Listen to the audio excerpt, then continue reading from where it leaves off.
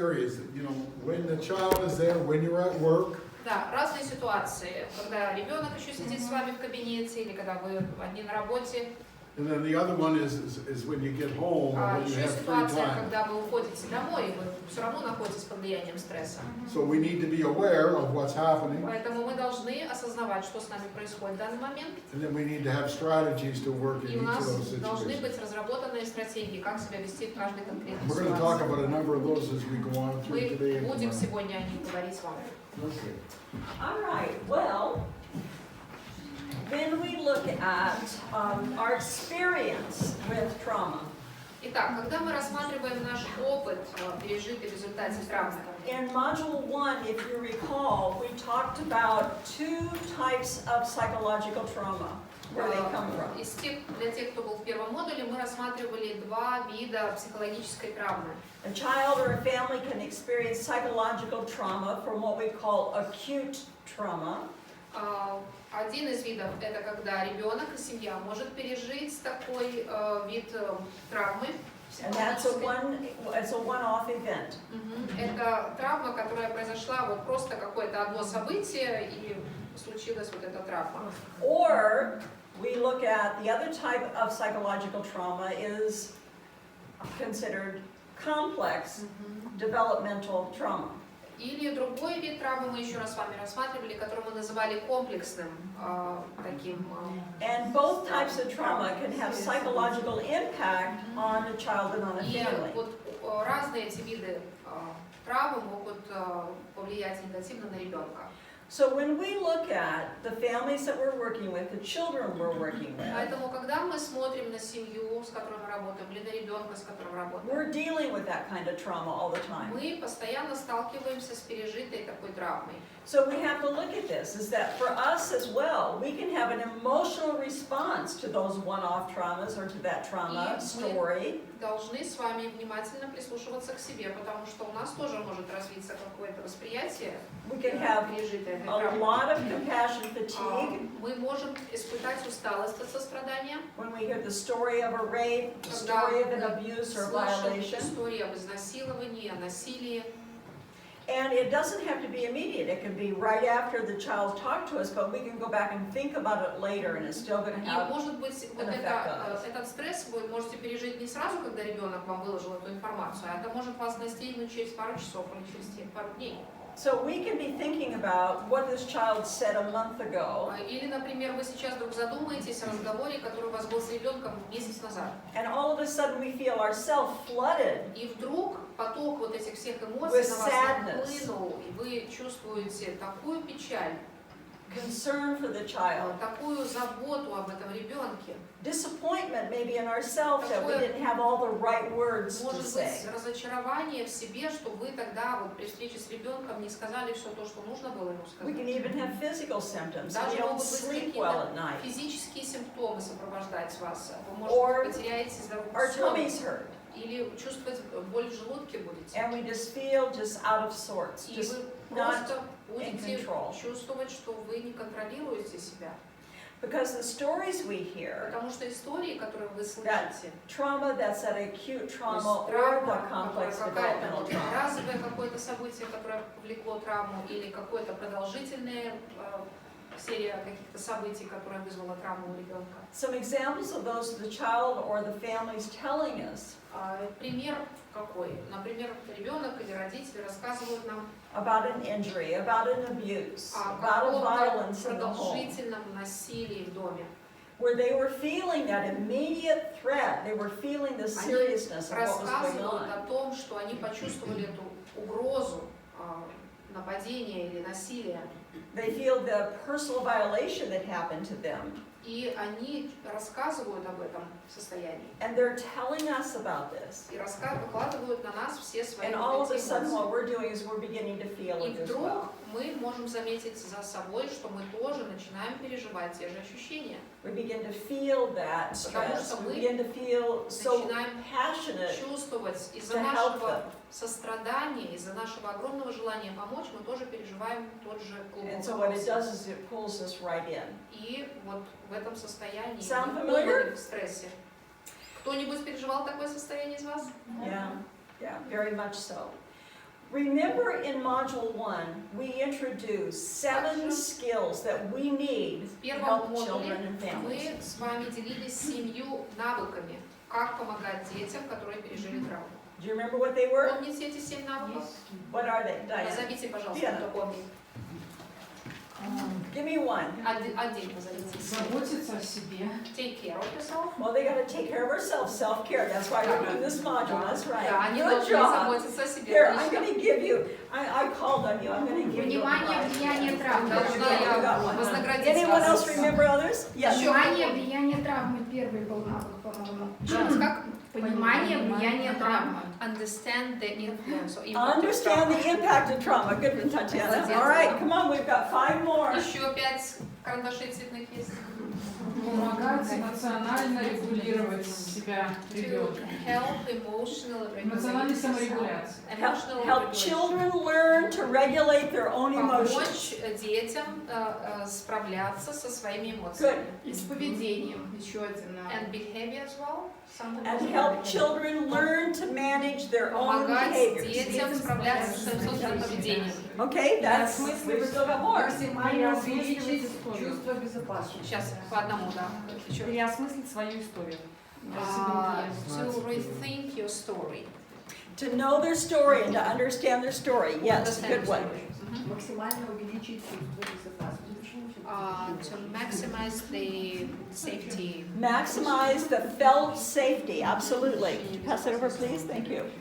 Okay, now I think we're missing one more. Еще, кажется, один есть навык. It's one of the main characteristics of a resilient person. Это одна из очень важных Контакт, характеристик доверительный такого контакт, поддерживать контакт с ребенком. Помочь ему понять свою историю. Было уже, что вы сказали? We got the story. Поддерживать взаимодействие, контакт с ребенком. To keep contact with this child. No, but close, but Ну, close. близко. Помогать. Взрослый – это образец помощи самому себе. Он должен демонстрировать, как он сам справляется, для того, чтобы ребенок помогал сам себе. Adult should demonstrate the child how to the child can help himself. No, not. Okay, I'm going to give you a hint. I'm going to. Намек дам. Подсказку. Татьяна? What? Был еще вариант? Поддерживать взаимодействие, там был навык, так он I'm звучит. going to give you a hint. To be involved, to continue to be involved. You're really close. You're just so close. You're so close. Remember, I shared with you the research. Помните, я тогда рассказывала вам об When одном children исследовании, leave an institution or когда foster care дети уходят из and какого-то they're заведения successful, или из приемной вот такой if заместительной you семьи, put и вы видите, что у них все хорошо в жизни складывается if дальше. you put into the sieve everything, every characteristic, everything that's happened to the child, И если все это совместить, все, что произошло с ребенком, the common variable that comes out at the bottom что в результате выходит? is that the child what? Что? The child what? What you have it? Skills of resilience.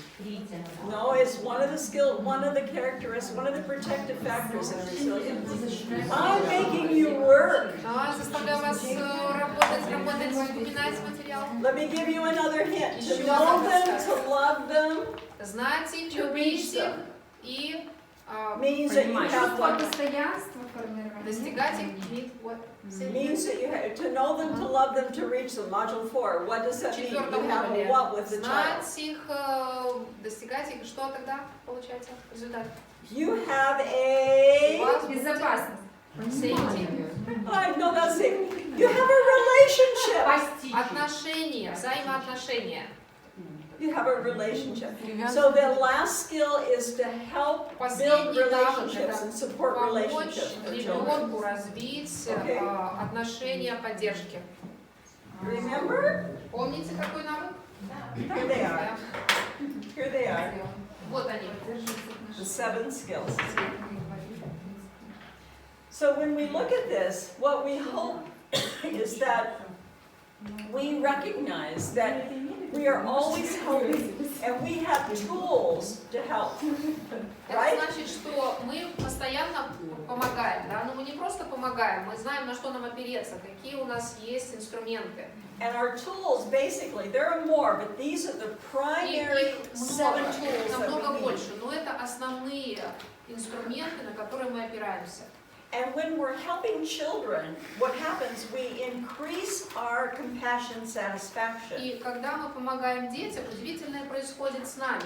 Наш уровень удовлетворения от сострадания растет. And help to minimize the risks of И compassion таким fatigue. образом, еще один положительный эффект, мы уменьшаем риск возникновения вторичного травматического стресса. в семье. Earlier you said one of the things that's stressful is not to know what to do.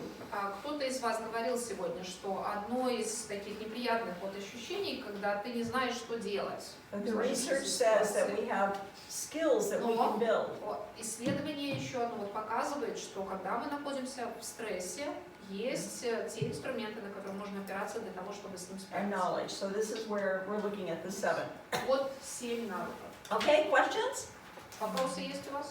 It is lunchtime. Подошло время к обеду. Are you hungry? Вы уже чувствуете голод? Yes. Okay. So let's do lunch. We'll come back. Can we do 45 minutes? It said 150. 15 minutes for lunch. Oh, 15 minutes for lunch. We're going to take Not 15. 5-0. Мы встречаемся в 1:50, да, Дима? Okay. Lunch. Ready? Мы с вами готовы к продолжению. Did you have a good lunch? Вкусно ли вы покушали? Now, you're going to be ready for a nap. А теперь все готовы немножко поспать. No. Нет? All right.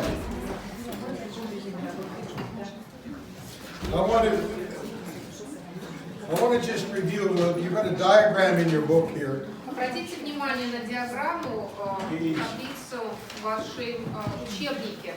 I want to just review that a little bit as we Я хочу просто с вами немножко посмотреть на то, как устроен ваш мозг. We basically covered that in modules 1 and 2. В первом и втором модулях мы с вами об этом говорили уже, But I want to do a little bit of a recap for you. но хочу немножко подытожить. Do you remember when we were teaching this, we used the hand for a model of the brain? Remember that? Помните, те, кто были на прошлых модулях, мы, вот рука, собранная в кулак, это была наша картинка мозга. And the palm of your hand down into your wrist, that was the survival part of the brain. И вот эта часть мозга, помогайте, кто был, с переводом, я с медицинскими терминами не очень хорошо знакома, это то, что часть ответственная за выживание. Как называется? Sometimes it's called the reptilian brain. Вот, рептилии, да, так иногда называется он. And then we had our emotions, or the limbic system here. Затем система, отвечающая за эмоции. And then we had the prefrontal cortex over here. Затем лобная часть. Головного мозга. Yeah. Да? So, Она Where's your ответственна brain? за что? Да. Вот когнитивный. and you remember that when you see the children who suffered from trauma, they're walking around with this part of the brain flipped up. У ребят, которые Your emotions переживают right there. травму, да, эмоции у них не в порядке. So, what we see in terms of survival И когда мы говорим о выживании, is, there we go. Oh, sorry. There we go. So, over here, when we see the different reactions that we talked about initially. мы говорим о разных реакциях, которые происходят с нами So, или с человеком, который переживает травму. all right, this is, There are two clickers, the one on the right-hand side of my computer is. okay, yeah, I'm trying to, anyway, here we go. This one up here we had, you remember friend, Помните, мы называли первую реакцию друг, flight, or freeze? затем бой или беги или полет, в зависимости от перевода. Those were all active Это были активные responses отклики to trauma or to some kind of a stress на situation. травму или на какое-то стрессовое событие. And down here we had И последующие 3 отклика: freeze, flop, and faint. замерзать, замирать, And those were all passive responses. слабость. Это внутренняя реакция наша. Now, I'm not sure that we have a friend in there. Well, I don't know, visually, I don't think they're in that order either up there. They're on a different order. I don't Friend know. is number 1. Is that the Friend, it does say friend. Friend number is one. friend, fight, and flight? Okay. Friend, yeah, fight and flight. Yeah, Yeah. the first 3. Okay. Can someone tell me what does friend mean? Кто был на этих модулях? Напомните нам, что значит отклик, который называется друг?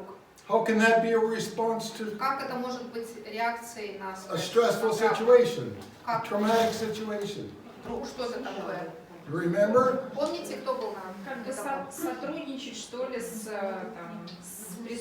преступником, назовем, что ли. Like cooperation with a violent person? Yeah. Yes, that's exactly right. If you think of terms of, say, a kidnapping, Представим себе ситуацию с похищением. in order to try to survive, Для того, чтобы выжить в таких условиях, a person will try to befriend their captor. человек постарается подружиться с тем, кто его похитил. Please don't hurt me, I'll do whatever you say. Пожалуйста, не причиняйте мне боли, я сделаю все, что вы скажете. Это попытка подружиться. So that's an active response to a Это threat. такая активная реакция на угрозу. So, yeah, active responses and passive responses. Мы говорим о активных и пассивных реакциях. Yeah. Yeah, get through these, there's a bunch of them there, there you go. Okay. That's right. All right. Okay. We lost here, okay. Now, you remember, any question about that? You got that? Remember that, it's just kind of a review. Просто напоминаю вам то, что мы с вами раньше как раз проходили. Okay, so what we want to look at here is that what's most likely to be remembered is what will ensure survival. То, что будет запоминаться вот из травматического опыта, это то условие, в котором человек хотел очень сильно выжить. Он понимал, что для него существует угроза. When you're in a stressful situation, we got to think of this in terms of the children. И когда мы говорим о стрессовой ситуации, которую переживает ребенок, We talked about this a lot. It's not about good or bad. мы не говорим о том, что хорошо, что плохо. It's about survival. Мы говорим о выживании. How do I get through today? Как я могу пережить сегодняшний день? So what you can see is what worked in the past is what the brain is going to remember. Поэтому мозг в такой ситуации, когда продумывает различные реакции, думает, а как раньше с этим справлялся я или другие люди? So if I was hungry Если, например, я был голоден, and I had to steal food и мне приходилось воровать еду для того, чтобы in насытиться, order to survive, для того, чтобы выжить, my brain will remember that. мой мозг запоминает то, что я сделал раньше. It's about survival.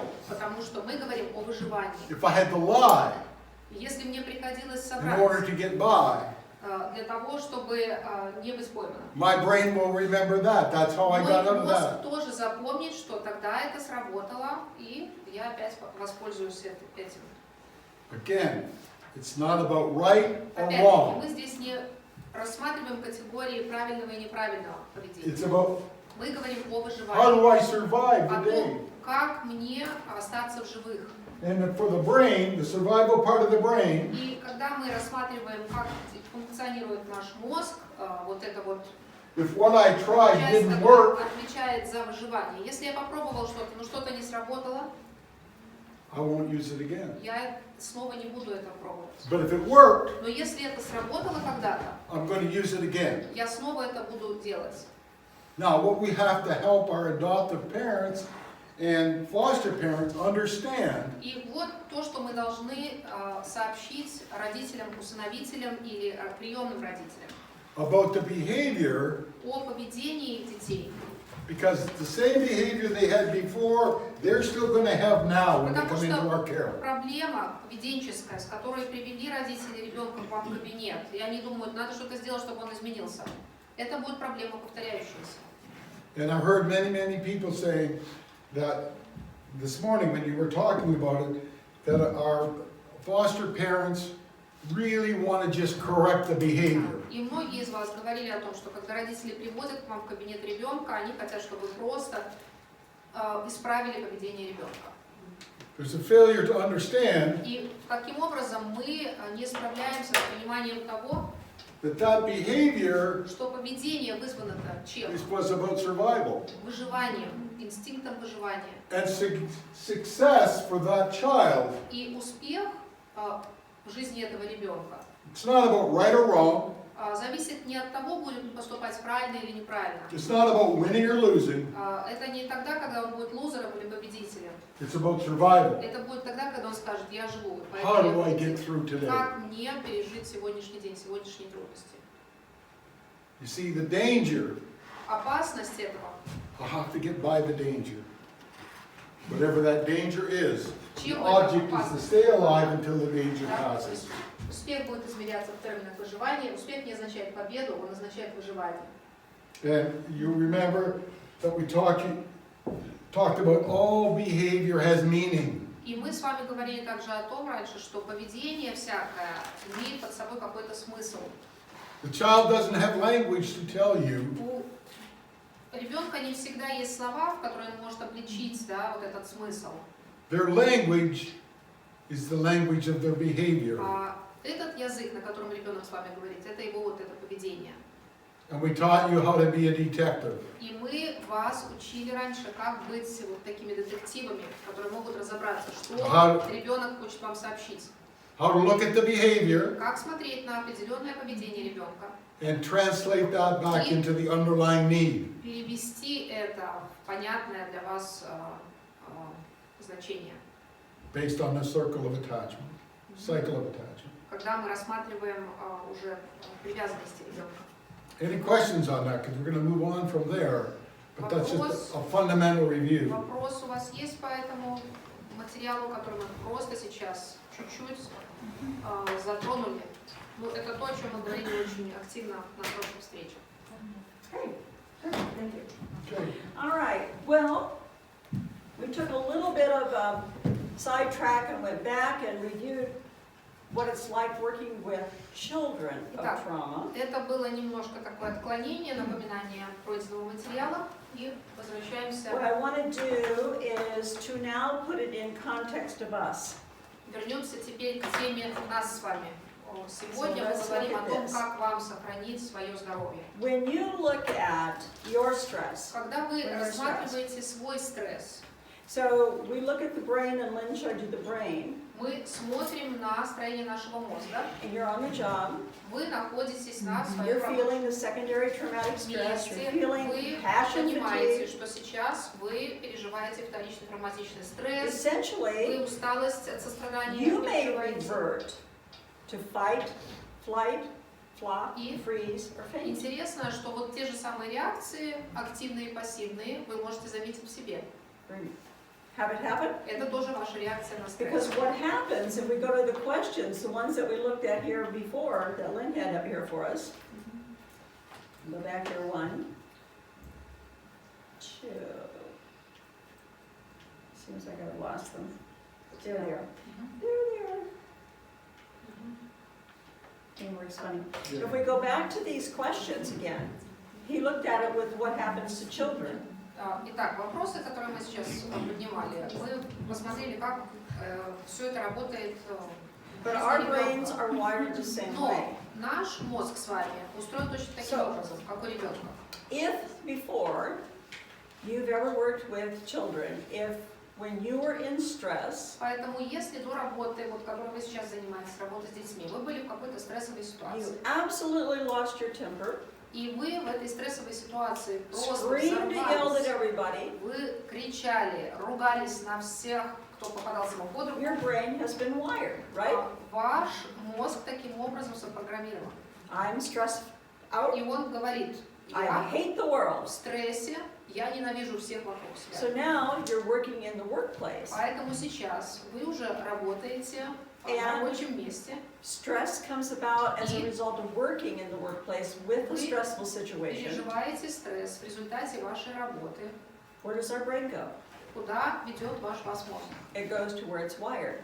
Ваш мозг поведет вас туда, Because где он уже научился работать. exactly what Lynn said. What worked for us in the past Потому is что what's помните, что remembered. Лэн сказал?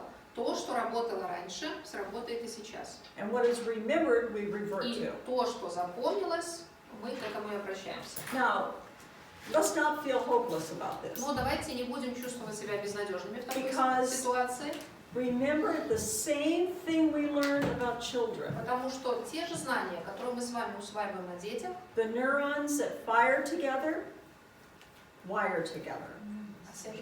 The neurons in the brain that нейроны, fire да, together которые взаимодействуют в нашем мозге, will wire together. будут держаться, работать Potentially. вместе, да, потенциально, Образует связь. образуют связь. So we apply that to ourselves. This is really important Поэтому мы должны применить это к себе, это очень because важно. our brains are continually Потому что наш мозг positioned постоянно to change the architecture находится в движении, он меняет свою форму. and to and to wire new neurons together. Происходит, как вы сказали, Образует связь. образуются связи нейронов. Okay? So you learn new things. Поэтому, когда вы изучаете что-то новое, For example, if I want to learn piano, например, если я хочу освоить игру на can I фортепиано, learn to play piano at my age? как думаете, реально это освоить в моем возрасте? Yeah. So you know what that means? Знаете, что это значит? It means that I can wire new neurons Это together. значит, что я могу образовывать вот эти новые нейроны. I can learn to read, I already know how to read music, but say if I didn't, I could learn to read music. Это значит, что если бы я не умела разбираться в нотах, это я могла бы научиться. I could wire those neurons together. Эти бы нейроны соединялись. I could wire the neurons together how to move my fingers on the keys. Я бы научилась играть по клавишам. Right, this is really amazing. Follow me this. Удивительно, что на We сегодняшний are день мы знаем not о том, что это, subject возможно. to our past behaviors. Поэтому мы приходим к какому выводу, что мы не узники нашего прошлого. We can learn Мы new можем behaviors. научиться новым навыкам. We can practice firing those neurons together, Практиковаться. Что нужно делать для того, чтобы помочь этим нейронам встретиться? being intentional, Быть намеренными в этом. taking deep breath, Да, хорошо вдохнуть. the strategies you all put on the wall, Стратегии, которые вы называли, все очень помогают в этом. and that we can create new pathways И таким образом мы с вами будем создавать новые пути to behave differently для того, чтобы действовать по-другому and to take care of и ourselves. заниматься хорошей заботой о себе. Isn't that great? Не кажется ли это вам удивительным, Every one of us can be healthy. что каждый из нас может быть здоровым или обрести здоровье? Isn't that good? Здорово. Every one of us can be calm. Каждый из нас может быть спокойным человеком.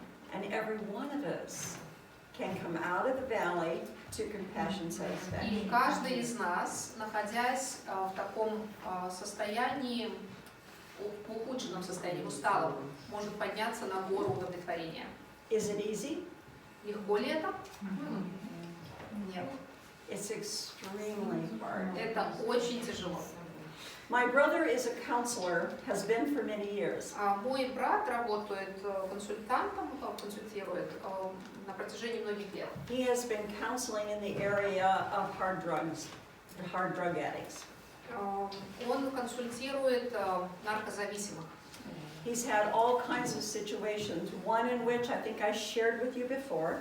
И мне кажется, я уже рассказывала вам об одной из ситуаций, с которой он работал.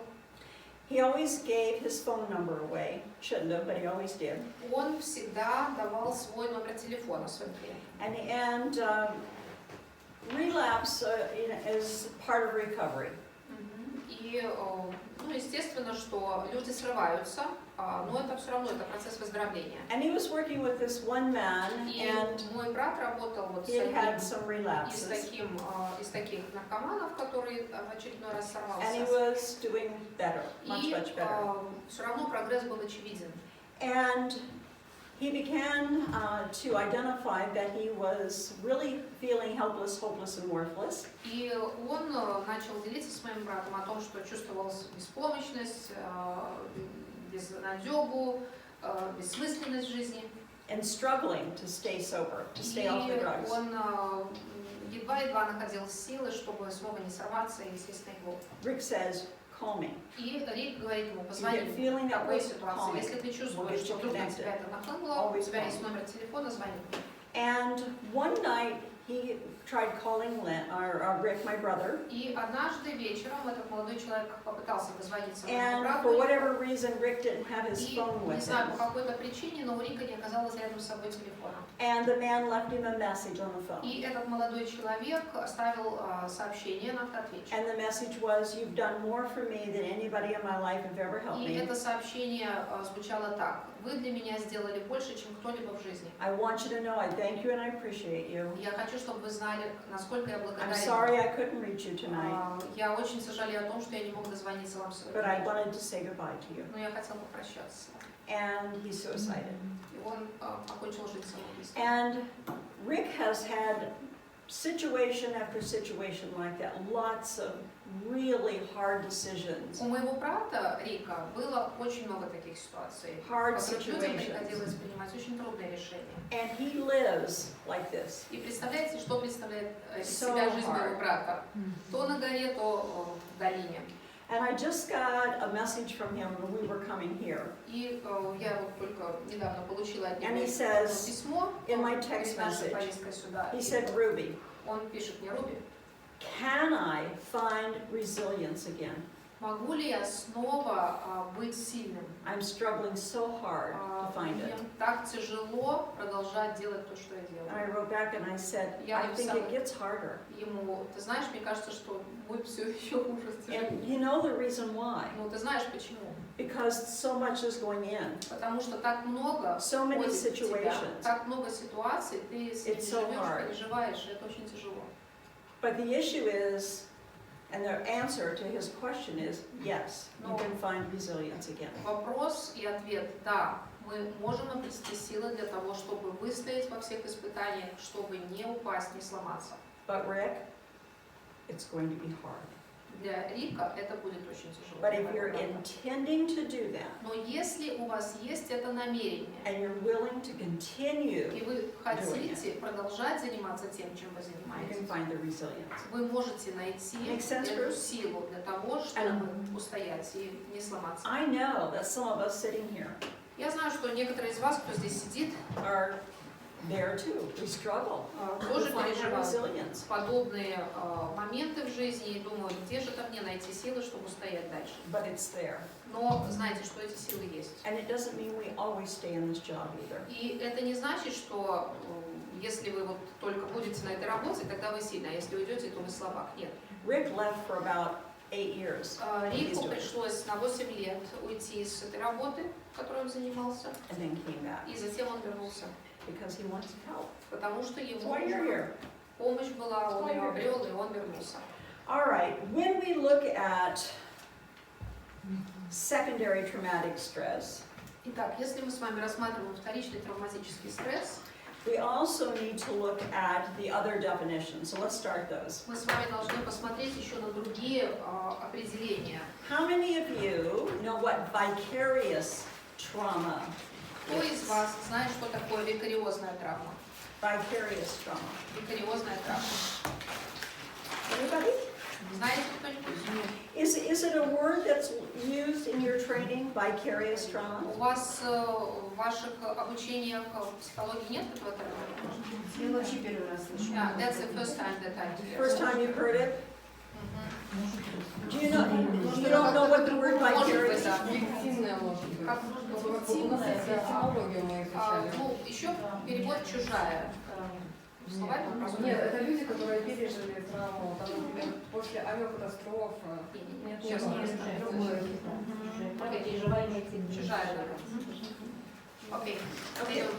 Okay, well, essentially, secondary trauma is that I just have this compassion about this. It's really making me feel tired, overwhelmed, and it's really hitting me hard when I'm hearing.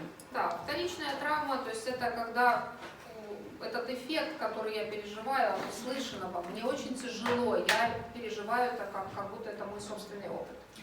Vicarious trauma is different. А викариозная травма отличается. So it's that whole issue of just you're hearing these stories of the person, Это ситуация, когда вы слушаете истории вашего клиента, and what's happening is that you're almost stepping right into the и story. что происходит? Такое ощущение, что вы просто сюда вступаете и становитесь одним из людей, которые находятся в этих So в этой I'm истории. working with this child, Например, я работаю вот с and этим this child's ребенком, been raped. это изнасилованный ребенок.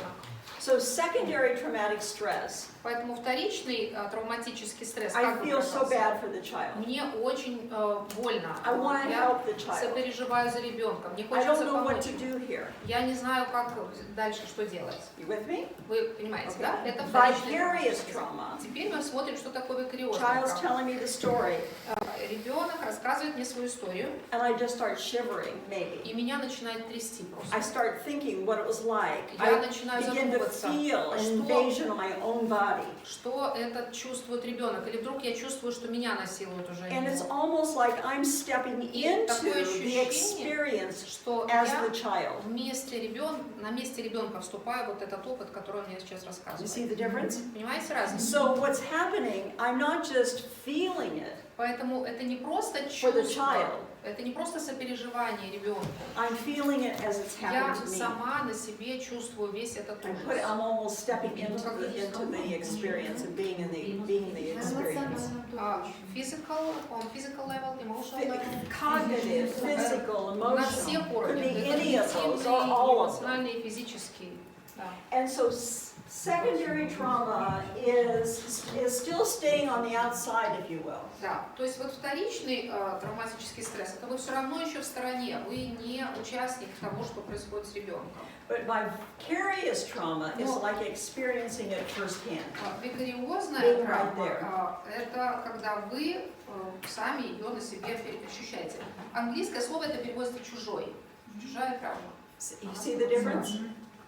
Okay, so that's really looking at the difference between the two. Вот важно понимать различия. So when we think about this, we think about vicarious trauma, is that we are now the traumatized. И когда мы говорим о викариозной травме, мы понимаем, что мы сами теперь уже травмированные люди. We're not stressed because of a traumatic event. Мы не просто находимся в стрессе, да, из-за того, что мы услышали. We are stressed because we are experiencing Находимся the в event. стрессе из-за того, что мы сами переживаем все это на себе.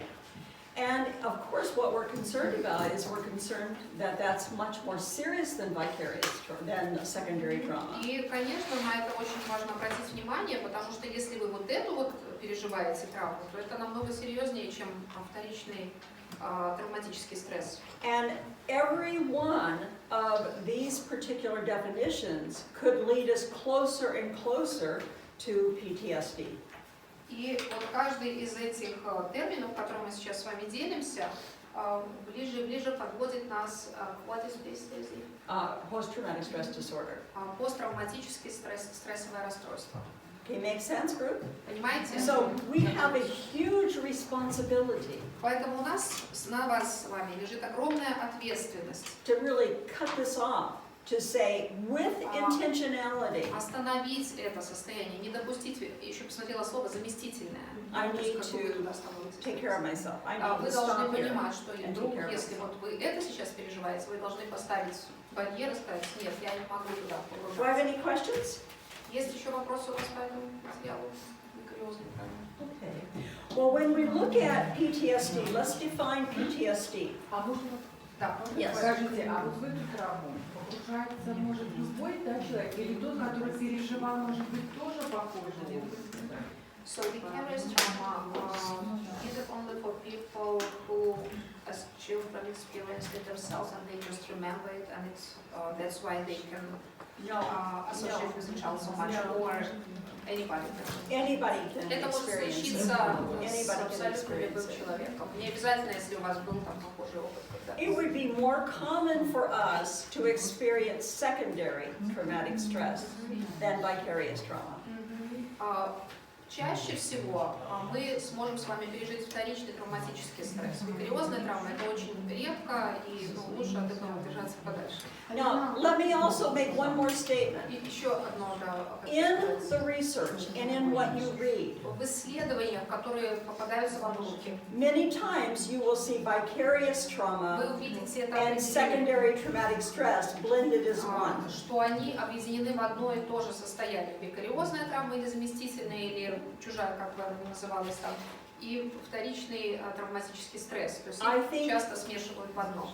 It's more Мне кажется, evidence что больше вот есть that says there is a difference. в ту пользу, что это разные явления. And it's helpful to us to know the И difference. нам с вами нужно понимать Both as a различия therapist and as состояний, well as just us as a worker. как know what's терапевтам happening. важно это понимать, и всем работникам, которые сталкиваются с Make различными sense? ситуациями. Comment? Yes, Я хотела please. спросить, вот у нас здесь пособие викарная есть травма и название викариозная. Это одно и то же? И это переводчик, Перевод, да? просто, наверное, разные люди переводили. Yeah, so there are several ways that they translated vicarious trauma in a book. Можно на английском название, чтобы он все-таки видели, потому что кривенько перевод Да, можно воспроизвести на английском языке. Может, напишут просто Да. на доске. Can you write it in English? Spell vicarious in English, please. Yes. For them, so they will know the word in English, because Yeah, there are several ways actually, that it's let translated. me do this. Let me go to the English slide Ага, сейчас откроет английский слайд. and bring it up for you. Может быть, с другим переводом. I think it would be helpful for you to see Ну, it. это надо уже в вашей узкой Ну, понятно. специализации смотреть, как С он... этим термином я не знакома, как-то слышали эту информацию. Ну, перевод с английского это заместительная и чужая. Или это Вторичное, да, ну, это знакомое понятие, мы с ним большинство слышали, хотя бы общее представление с этим. Я думаю, что коллеги меня поддержат, я думаю, даже близко, знакомое. замещающий другого, чужой. Чужая.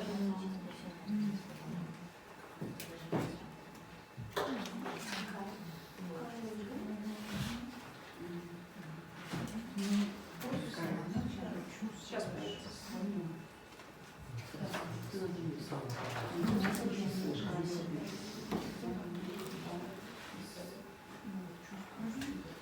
It's just, it's helpful sometimes to see, for those of you who read the English, to see it both in English and in Russian.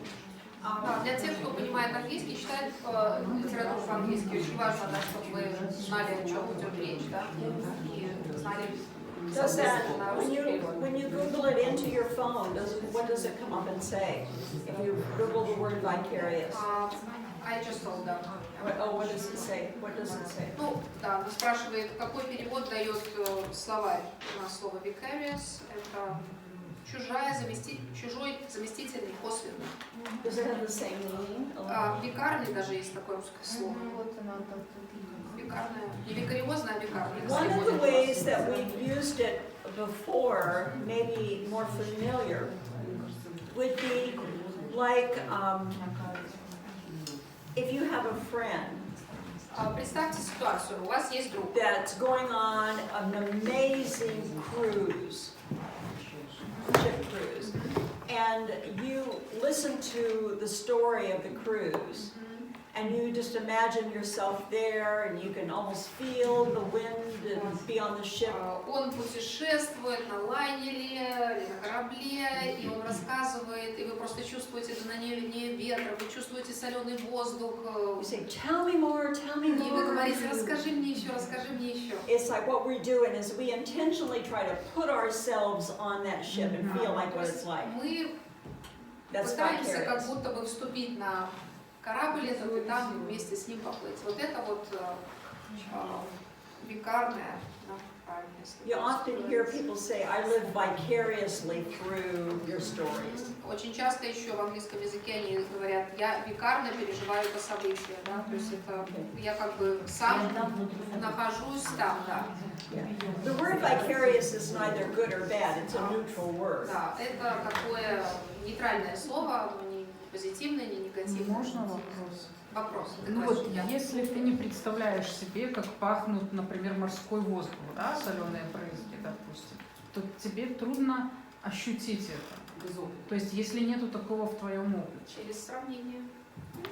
Yeah, so if you've never breathed, sea, you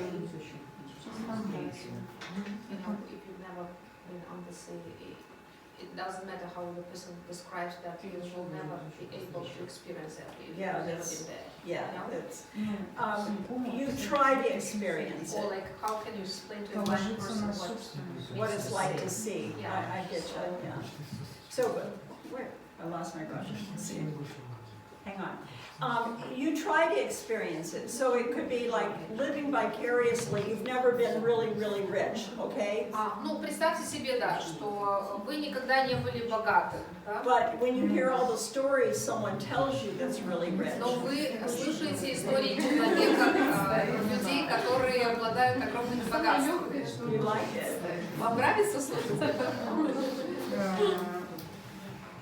All right, come on. Parents do it for children choose sports. That's another good example, yeah. Which one? Through sports, when parents through sports with their children.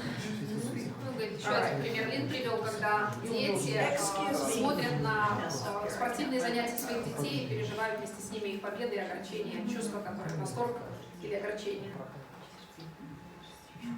Способность чувствовать.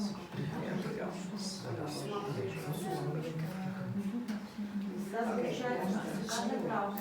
Если с вторичным стрессом чаще всего сталкиваются специалисты. Фактически физикальная травма может столкнуться, например, там, если ребенок придет и брату или сестре расскажет. То есть, ну, или родителям. Vicarious trauma, Вот что правильно что могут parent or a relative or brother, Yes. sibling. Absolutely. Тогда получается, с этим человеком тоже надо работать, его тоже надо спасать, So he is прорабатывать also травму. needs help.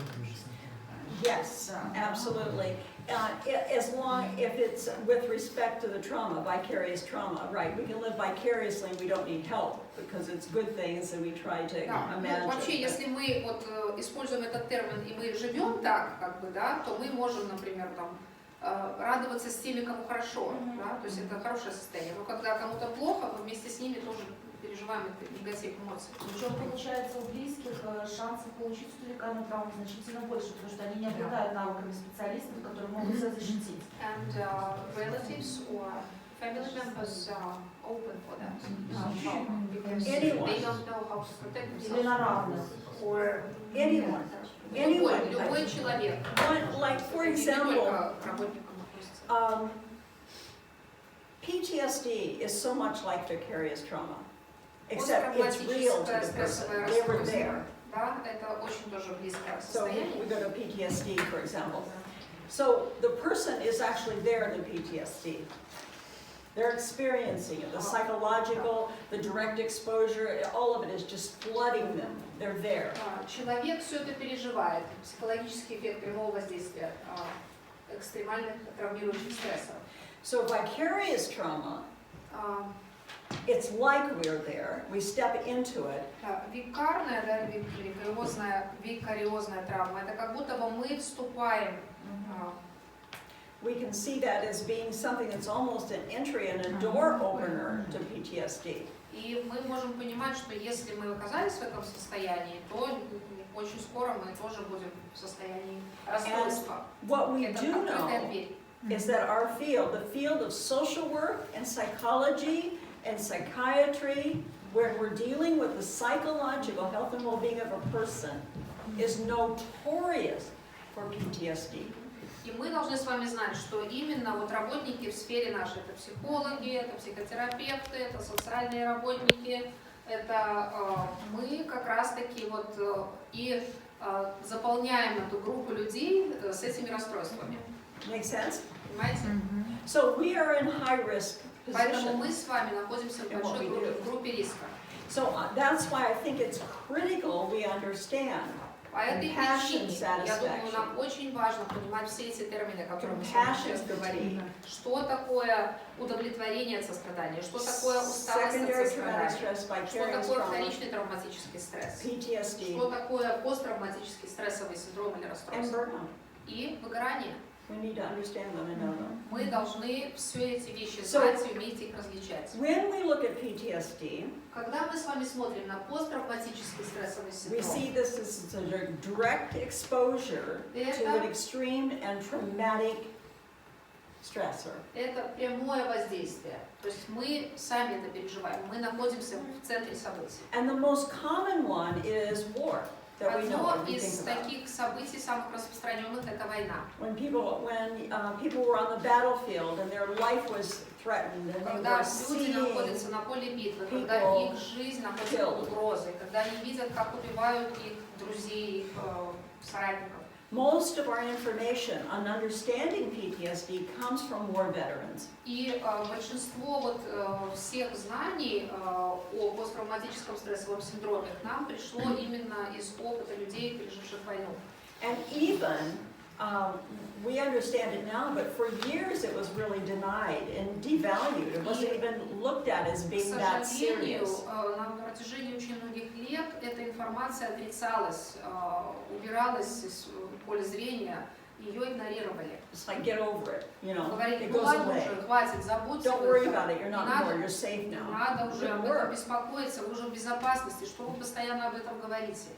So when we look at the life-threatening event, Поэтому, когда мы смотрим на жизнеугрожающее событие, looking here at assault, посмотрите, какие это события еще, and нападение или угроза looking at what нападения. our kids go through, Мы говорим о том, что дети переживают в жизни, да? domestic violence, Домашнее насилие, physical abuse, sexual abuse. сексуальное насилие, просто физическое насилие. We know that children have been threatened with their life if they tell.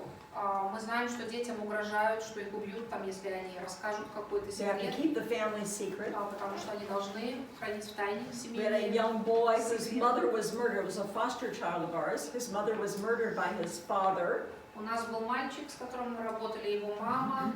He witnessed it. Ее маму убил отчим, или, ну, в общем, какой-то And the сожитель, и father мальчик said это to видел. him, И you have отец to keep it a secret. сказал, ты должен молчать об этом, это секретно, что я убил маму. Because if you tell, I'll go to jail and you'll be all alone. Потому что если ты об этом расскажешь, меня посадят в тюрьму, и ты останешься один. Talk about post-traumatic stress Вот, да, говорим о and what it did to the young посттравматическом boy. стрессовом синдроме или расстройстве. Представляете, Until что he произошло в сердце этого мальчика? Imploded and Потому что exploded он сначала все это внутри себя загнал, а потом взорвался. and became our foster child. И вот потом он So, попал в when we приемную look семью. at ourselves, we have to understand Когда мы смотрим на свою жизнь, на себя, мы должны понимать, that we are subject to getting worse if we're not doing anything Что intentionally to get если better. мы не предпримем никаких усилий, то однажды все будет очень плохо с нами. Make sense? Понимаете? Okay. So when we look at this, I want you to look at the symptoms because the symptoms of PTSD, I'm only going to show you a few. Сейчас мы с вами поговорим лишь о некоторых симптомах посттравматического стрессового синдрома. Are very similar to what we're experiencing in secondary traumatic stress Это and vicarious симптомы, trauma. которые мы с вами переживаем во вторичном травматическом стрессе. Same kind of symptoms. So when we look at these symptoms, The re-experience of the trauma is that we think about the story again and again. Итак, что это за симптомы? Во-первых, повторное переживание травмы. Мы еще раз переживаем это событие. Еще один. Oh well. Рассказываем. Ну ладно, еще один. Не It's that последний. emotional numbing. Такое эмоциональное оцепенение. Or number three, what we see is I just don't want to hear it. I'm not going to go into work today. I'm not going to listen to another Третья story. реакция – это уклонение. Я не пойду сегодня на работу, я устала, не хочу больше слышать эти все ужасы. I'm not going to write about it right now. Я не буду сейчас писать I'm not going to do ничего. my case notes. Я не буду вести заметки. I'm going to do them and I'm going to leave out all that information. Я буду все делать так, чтобы все это прошло мимо меня. I go into maybe a conference on a case. Может быть, я иду на конференцию. And I just say, I just don't want to deal with it today. И говорю, не хочу я So we just start об pushing it. этом думать, и все. То есть я Making уклоняюсь. sense? Понимаете, да? And the last one that I have here is the increased arousal. Четвертая реакция – это повышенная возбудимость. Is that we hear anything about the case and just really we explode or we just have increased arousal? Чуть только какую-то каплю услышали об этой истории или о чем-то другом, и вдруг взрываемся. Crying, Плачем, laughing, смеемся истерично. oversensitive to other things that are happening that are totally not related. Очень чувствительны, гиперчувствительны к каким-то посторонним вещам, It's like, которые where did происходят. that come from? И думаем, откуда это все со мной сейчас происходит. So those are some of the things that we see for PTSD. Вот это все симптомы, которые свидетельствуют о And наличии we also see them for secondary traumatic stress and vicarious trauma. и то же самое характерно для викариозной или викарной травмы и посттравматического Make sense? вторичного. Are there any questions before I go on to burnout? Вопросы есть перед тем, как я перейду к теме выгорания? Clear? Clear. Okay. Yes. В вашем опыте практическом вы сталкивались с такого рода травмой, викариозной, я имею в виду, и как помощь оказывалась человеку? Может быть, поделитесь? Have you ever experienced yourself vicarious trauma, or maybe you were a witness to a person who experienced vicarious trauma? How to help such a person? I probably both. Да, я была в разных I ситуациях. would say both. I know that recently, and I think maybe I shared this with, maybe I didn't. Не помню, делилась я с вами этой I информацией. think I shared with Мне you. кажется, Did I share with you before when I went to Jordan here about a year ago? Я говорила вам о поездке в Иорданию год назад, нет? No. Being a social worker, being a child protective worker all my life, Я всю жизнь занималась в сфере Like социальной you. работы, как вы, да, I've защитой heard детей. so much, Я слышала так seen so много боли, much, я видела очень много боли. photographed the horrific pictures of children that have been horribly abused in and in a hospital. Видела детей, переживших насилие всякого рода, дети, которые находились после этого в And больницах, в их состоянии. Really thought I was doing absolutely И okay, я думала, что у меня все в порядке. and probably was. И, может быть, было все в порядке. Then when I was in Jordan Но затем, когда я была в a year Иордании, ago, где-то год назад, I went by myself, Lee Yeah. would go with me, сама поехала без мужа, and I was working with workers, и там я работала с training Trauma 1, the first module, работниками, и я им and обучала those первому модулю. workers were working in the refugee camp with the Syrian and the Iraqi refugees. Они, в свою очередь, работали в лагерях беженцев для сирийских и иракских Those workers. да, Okay. людей. So doing the Trauma 1 training, И когда я проводила с ними это I had обучение, a worker in this first training asked me a very difficult question. один из работников, которого я обучала, задал мне очень трудный вопрос. And I won't give you the details, but I'll give you Yeah. the gist of the question. Не буду углубляться в детали этого разговора, но She said, I am working with a mother and a son эта женщина рассказала мне историю, что я работаю с мамой и с ее сыном, that within the course of one day, all day long, they one at a time took 9 members of our family and murdered them. Они находились где-то в доме, и в течение одного дня они стали свидетелями убийства 9 членов своей And семьи. she gave me all the details. И она мне все это в деталях рассказала. And she said that she was made to watch it and her son was made to watch this И happen. маму и сына Hours. вот эти убийцы заставили все это смотреть, как их родню убивали у них на глазах. And her question was, И вопрос этой the женщины worker, this ко is the мне, worker, not the mother. работник, не мама, вот какой работник мне вопрос задает. How do I help this mother? Как мне помочь этой матери? How do I help her? What do I say to her? Что мне ей сказать? Okay, that was the first question. And of course, as a trainer, as a consultant, Но я теперь как консультант, как тот, кто обучает, you share what it is that you believe you would do, ты должен поделиться тем, во что ты веришь, да, как вести себя в but такой there's ситуации. never a really good answer for a question Но like на that. самом деле нет такого правильного профессионального Okay. ответа, которым So, можно поделиться that в was такой story ситуации. number one. Это первая история была, которая Then, случилась. after that training was over, I went into Amman. This was in Zagreb, and the other I went into Amman and did another training Where did you go? into Amman, What is Jordan. Amman? Amman, Jordan. Аман это местность там тоже такая в этой же стране, да? Jordan, I was in the Middle East. В этой. And I was working again, Trauma 1 training, И там я тоже преподавала тот же материал, первый модуль Yes. о травме. workers that worked with Jordanian children and with refugees as well. И эти работники работают с There were Iraqi, детьми иорданскими Syrian и refugees. также там тоже с беженцами. And a worker И said, опять вопрос I have a от question. работника, которого я обучаю, как работать. And this question was, how do I bring hope to this woman that Как I'm working мне with? обнадежить She- женщину, с которой я I работаю? won't give you the details, Опять не but буду вам очень много the всего gist рассказывать. of the story was, she was overtaken in her home where she and her daughter were beaten, and she was left, the mother was left for dead. В общем, эта женщина была в доме с дочерью, и там их избили, маму убили до смерти. And they kidnapped their daughter, А девочку похитили. and 4 days later, they delivered her daughter back in a box. She had been dismembered. She'd been, И 4 дня спустя они в дом отправили расчлененное тело дочери, and she said, how do I help матери. То the есть мать mother? сначала, мать не умерла, но How избили do I ее help до her to have смерти. hope? И матери вот в дом принесли через 4 дня. Now, for each of those two stories, I got the details. Okay? And Ну, я вам сейчас только чуть-чуть рассказала, да, но мне все это в деталях рассказывали. I'm a social worker. I've done child protection all my life. But when I traveled home, I was not able to be still. I was very agitated.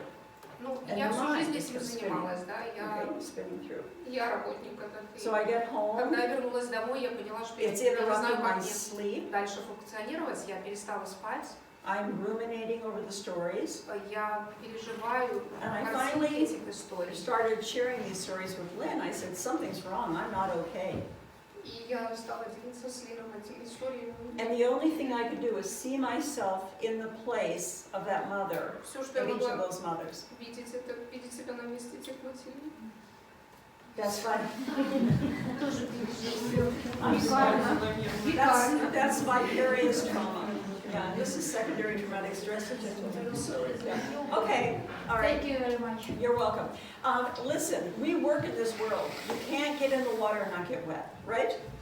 Here's what we're going to do. We're going to shake this off. It is, what's that? Translate. Okay, yes. You're talking. You can't get in the water and not get Я- wet. Так, мы не можем с вами остаться сухими, да, войдя в воду. Okay, here's what you're going to do. Turn this direction. Put your hands on the shoulder of the person that's facing that way. Turn. Повернитесь сейчас в эту сторону, положите руки на плечи рядом с вами сидящему человеку. Now, let's just do this little shoulder rub. Neck and shoulders. И Thumbs going. массируйте, пожалуйста, плечики, Let's take some deep breaths, everybody. глубоко вдохните все, глубоко вдыхаем все.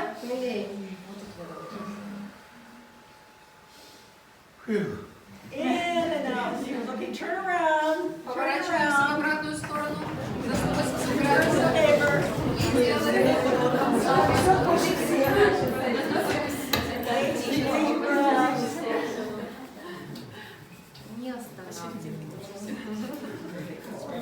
Okay, now remember when we did emotional regulation?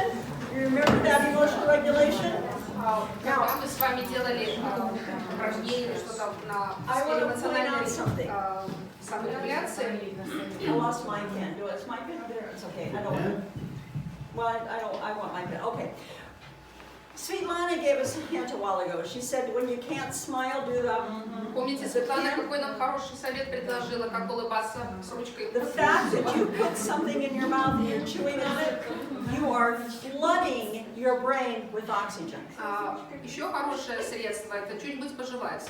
When you smile, you flood your brain with endorphins.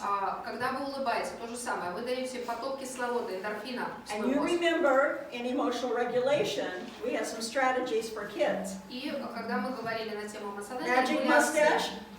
волшебные усы, помните Right? такое упражнение? And immediately, when you put this little pressure on the bridge of your Как nose, только вы сюда your делаете brain's getting давление, oxygen. в мозг поступает порция And кислорода. then we do what? We breathe in И through затем our что мы? nose, Вдыхаем, hold it, задерживаем дыхание, and out through our mouth.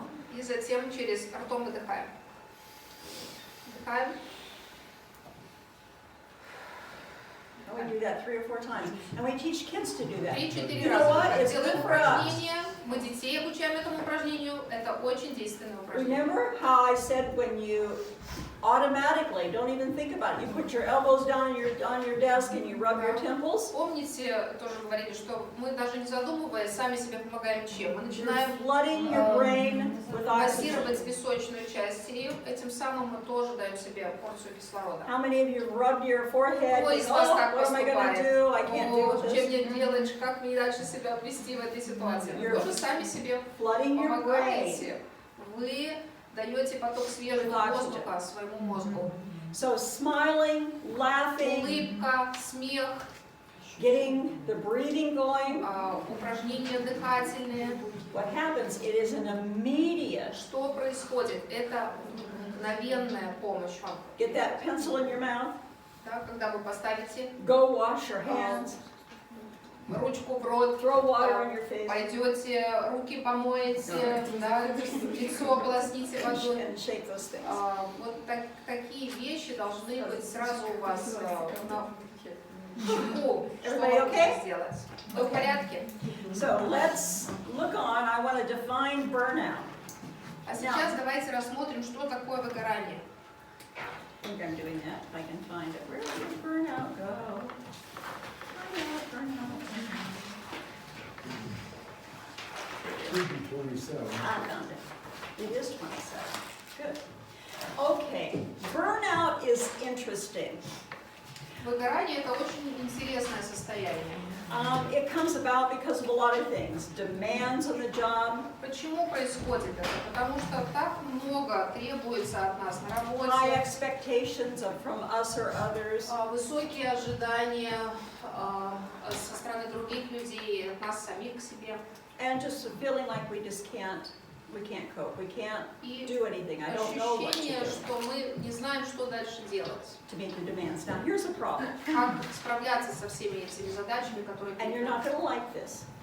Вот, вам не понравится то, что я сейчас скажу. Could burnout be nothing more than cop-out? What's that term? Cop-out, choose out. Like a choose out. It's like you just, what's a cop-out? It's a, Flunk of, I don't know. you know, it would be like, Cop out, how do you spell it? C-O-P, C-O-P. O-U-T.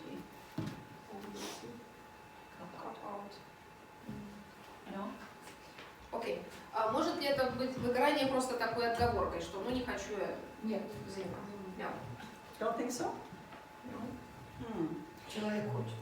Okay, let me ask you this. Вопрос такой задам вам сейчас. Is there a point in time that the choices we make cause us to burn out? Or the choices we don't make? Бывает ли такое состояние, когда мы понимаем, что выгорание – это последствия каких-то решений или не решений, которые мы принимали или не принимали в жизни? Maybe. So, I think we can safely say Поэтому я думаю, что мы вполне имеем право that сказать, some burnout что иногда выгорание is because we haven't made good choices. – это последствия неправильных решений. Okay, not every burnout. Не каждое вот, состояние выгорания Some might – это be. последствия неправильных каких-то решений. If we experience secondary traumatic stress Если мы с вами переживаем вторичный травматический стресс or vicarious или trauma, викарную травму, we have responsibilities to be intentional about doing something to take care of когда у ourselves. нас с вами, на нас с вами лежит ответственность обратить на это внимание и помочь себе справиться с этим. And if we don't, И если мы игнорируем это и the не research справляемся, indicates все исследования указывают на that то, our physiological well-being наше физиологическое здоровье will be compromised будет ухудшаться. and we go down into the valley. И мы сойдем, Potentially. справили So- дороги, не сможем продолжать то, что мы делали раньше. I know that there are clinical definitions we're not dealing with here right now. Наверняка существуют клинические определения выгорания, но And there нас are они не интересуют. Physiological И есть физиологические, changes that can happen in the body because of перемены, illness которые происходят в человеке из-за пережитой that we're болезни, not talking about right now. но мы об этом сейчас с вами не говорим. But right now we're talking about when we know we're slipping, we have some responsibility. Но мы сейчас говорим с вами о тех вещах, которые мы видим, что мы могли бы что-то изменить, но мы игнорируем их просто. Make sense, group? Закрываем на это глаза и приходим к Essentially, If you know what to do but don't do it, that's called. yeah, if you know what to do and don't do it. Да, и вот пример отговорки, как бы, ну, типа, что если ты знаешь, что делать нужно, но ты не делаешь, это неправильно. One of the reasons that Lynn and I got the kitten Одна из причин, почему мы обзавелись таким питомцем, is because we felt ourselves slipping a little bit. потому что мы поняли, что мы как-то уже ускользаем, Feeling с the правильным pressures местом. of Мы hundreds and hundreds of days on the road. мы чувствуем давление, бремя от And того, we что said- мы огромное количество дней в году находимся в движении, в We want a путешествии. kitten И мы вдруг поняли для себя, что нам нужен питомец. because he makes us happy. He makes us happy. Потому что он помогает нам быть счастливыми. He does silly things. Он разные такие глупые штучки We вытворяет. laugh a lot. Поэтому мы смеемся очень много. We enjoy, here, our daughter sends us pictures on Facebook all the time and on our messenger with our kitten. Дочь нам постоянно отправляет фотографии с ним, что он вытворяет.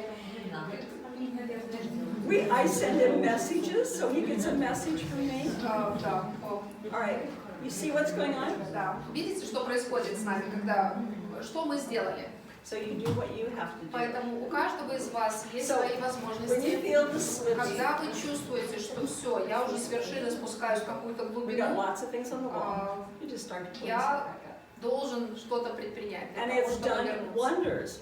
И We laughing, вы не giggle. представляете, какие перемены у нас сейчас. Нам хорошо, мы смеемся, мы радуемся жизни Over this silly little kitten. рядом с этим глупым малышом. Do you know what it is about animals Знаете, интересная вещь про животных. that help so much? Почему животные так много помогают человеку? Animals only live in the present. Потому что животное живет только настоящим. Our problem is we live part in the past, Проблема thinking of our человека, что cases, мы живем в and прошлом, part in the future, немножко в будущем, and not enough in the present. и очень мало времени мы уделяем настоящему. So when an animal is around, И whether it's a когда dog or a рядом с cat, вами появляется животное, питомец, they force you to live in the present. они заставляют вас жить сегодняшним днем. You know, you only have about 30 seconds 30 секунд у вас всего будет. in the present. Did you know that? Вы знаете, что вы обладаете всего лишь 30 секундами. Это ваше настоящее. Lunch is a memory. Забудьте уже про обед, да? Ужин. And supper's not here. Ужин еще неизвестно, когда будет. So if you're going to create good memories, Поэтому, если вы будете тренировать свою хорошую память, it has to be right now. вы должны понимать, что мне прямо сейчас надо. There's a science called mindfulness. Mindfulness. Being Да. present. It's being present, Да, то есть это ощущение себя сейчас. focusing on now. Когда мы фокусируем свое внимание на том, что And происходит со мной when you can сейчас. do that, И это очень хорошее упражнение. that's a strategy for keeping yourself healthy. Это стратегия, которая тоже поможет вам сохранить ваше здоровье. Или Not как worried about tomorrow. не беспокоиться о том, что будет завтра. We put the past over here, Забыть о том, что прошло. and we're just Забываем going to прошлое. take our shoes off and walk on the grass. Да, мы должны просто разуться и ходить по траве, наслаждаться. Oh, maybe when it gets a little warmer. Ну, когда потеплеет, да? Не сейчас, Okay, конечно. well, moving right along, this is just a reminder in terms of looking at the definition again of compassion, satisfaction. We defined it earlier, same information. Посмотрите, пожалуйста, еще раз я открываю слайд с определением, что такое удовлетворение от сострадания. And we looked as well at the secondary traumatic stress. But here's one that I want to go over with you. Также рассмотрели вторичный травматический стресс, но теперь вот что я хочу, чтобы мы с вами рассмотрели. So when we look at secondary traumatic stress, there are different kinds of reactions that we see. Различные реакции происходят в нас, когда мы переживаем вторичный травматический We can стресс. see it in behavior, Эти реакции могут быть поведенческого we can see it in our характера. physiology, Мы our можем это на heart физиологическом rate, уровне. our body is beginning to respond, those interoceptive senses begin to speak out. На физиологическом уровне, да, там сердцебиение или тело дает знать о том, что оно переживает стресс. Our psychological and emotional, Психологические, эмоциональные переживания, или spiritual симптомы. impacts, Духовное воздействие тоже. cognitive impairments, Sorry? cognitive Когнитивное impairment, нарушение. and then finally social interpersonal И challenges. затем социальные и межличностные проблемы мы тоже можем What переживать. we're going to do is we're going to do a group activity. Сейчас мы предлагаем вам And еще одно упражнение. We're going to work on these. И дальше продолжим нашу работу. So you're going to be thinking about what you've seen. So Lynn's going to help us do that. Лин поможет нам разобраться Correct. с тем, как делать наше упражнение. You ready? Следующее. Готов ли? And what time should we take our afternoon break? It's supposed to be at Сколько нужно у нас 3:10. без At кофе? 3:10, so we've got 20 minutes У right нас now. где-то Can you 20 get this done in минут, да, 20 minutes? 15-20 минут. Jordan, They can get it done, but and we'll we'll report report out. out after break. Okay, perfect. Okay, so, So you want groups?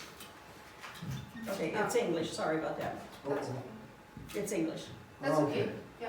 So, Let it begin. okay, what that says, То, что на слайде на английском языке, я вам расскажу сейчас. in your group, we've got like 7 groups, okay?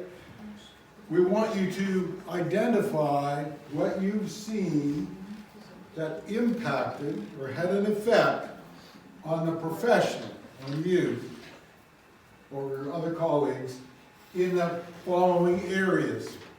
Now, should we do all of them or just assign them? Let's put them into groups to do them. So we can do this by turning the three of you around. Группы у нас будут вот за столами, да, как To вы work as a сидите. group together, the 6 of Two you. groups, повернитесь, пожалуйста, девочки, вот с первого стола к второму, будет группа из 6 человек. And you take the behavioral area. И вы возьмете себе поведенческую часть. Но сейчас я переведу сначала. I will translate the first part. Yeah? Okay. Значит, в вашей группе определите, что вы увидели, какой эффект, да, или влияние оказал. Well, can you clarify them really get them? Task, what do we have to do? Okay, thinking about the different ways you've seen people experience post-traumatic stress or secondary traumatic stress. Как вы видели, как люди переживают In the physical area, for посттравматический example. стресс? То есть вот один стол будет работать над тем, как это на физическом уровне, на физиологическом уровне So for проявляется. example, maybe the person just started throwing up. Может быть, вы видите, что человек постоянно рвет. when they were stressed. Вот так, когда он переживает стресс. That's the physical. Это будет говориться о физиологическом симптоме. Maybe behavioral, Может быть, в поведении что-то вы увидите. they Да? started screaming, Может, он кричит, blaming. обвиняет всех вокруг. That could have been even social. Сейчас они Yeah, распределяют. you get the idea? So for example, social interpersonal, the very last one, Последняя группа это социальная или там межличностная. the impact on the professional is they don't go out with their friends anymore. Например, человек раньше ходил с друзьями в кино там, или в кафе, а сейчас отдаляется, избегает всех. Cognitive, Когнитивные перемены. can't think through Не the может problem. мыслить себе процессы заторможенные. Spiritual, Духовный уровень. really questioning life. Человек задается вопросами о смысле жизни и не может их Okay, найти. you got it? Понимаете? Emotional cry all the time. Эмоциональные. Значит, здесь сколько у нас? 6 сфер представлено. Поведение, физиология, психологический, эмоциональный, третий уровень, потом духовный уровень, когнитивный и социальные или межличностные отношения. Okay, so if this group takes 6 two, человек. behavioral and physical, Вы you're going to do two. пишете поведенческие и физиологические симптомы Oh, вот этим со столиком. My question was if you want them to do all, or do you want them to do individual, but anyway. I'll tell you what, let's do individual and you set them up. Debbie, okay? Сейчас, извините. All right. Между собой что делать, да. We're just gonna do individual here. You guys are working on behavior. All right. Девочки, ваш стул работает только вы втроем. Вы Okay, you guys are working on работаете physical. поведение, физиология. You guys are working on psychological, У вас emotional. девочки психологические, эмоциональные. You guys are working on spiritual. У вас духовные, Okay, and then next one up there is cognitive, когнитивные, мыслительные, social, interpersonal. социальные. You guys can do them all. А вам все вместе. Which one's the hardest? Какой самый трудный? Идем дальше. It's real important, not just for ourselves, but for our colleagues, that we become aware of some of these signs. Очень важно, чтобы мы не только у себя обнаруживали эти сигналы, эти симптомы, но также видели их в наших сотрудниках. Because it may be that you are the one that can help someone else. Потому что, может быть, как раз-таки вы поможете тому, кому сейчас очень плохо, из ваших сотрудников. Not just the children, but our own colleagues. Да, не только детям, вы должны также помогать и своим сотрудникам.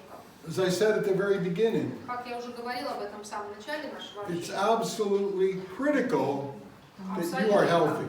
важно, чтобы вы оставались здоровым на своем рабочем месте. It's critical that your colleagues are healthy. И очень важно, жизненно необходимо, чтобы ваши сотрудники были здоровы. We're working with families, with children who are Потому hurt, что мы работаем с больными семьями, с больными детьми. and parents as well. И родители там тоже болеют. And unless we're healthy, we can't help them. И если мы еще будем больными, да, то чего к нам приходить за помощью?